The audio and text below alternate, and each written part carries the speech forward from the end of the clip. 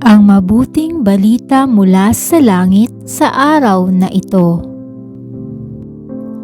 Aleluya, aleluya! Si Kristo'y muling nabuhay. Kanyang nilikha ang tanan, mga tao'y dinamayan. Aleluya, aleluya! Ang mabuting balita ng Panginoon ayon kay San Juan. Pinupuri ka namin, Panginoong Hesukristo. Nang nagtatakip silim na, ang mga alagad ay pumunta sa tabi ng lawa, sumakay sa bangka, patawid sa Capernaum. Madilim na'y wala pa si Jesus. Lumakas ang hangin at lumaki ang alon.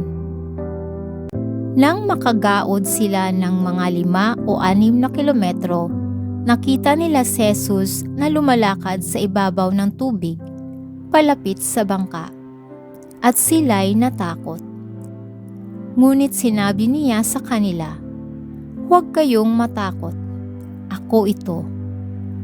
Tuwang-tuwa silang pinasakay si Jesus sa bangka, at pagdakay, sumadsad ang bangka sa kanilang patutunguhan. Ito ang mabuting balita ng ating kaligtasan. Papuri sa Diyos.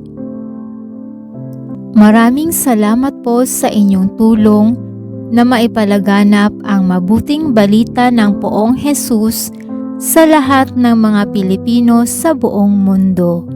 Pagpalain nawa tayong lahat.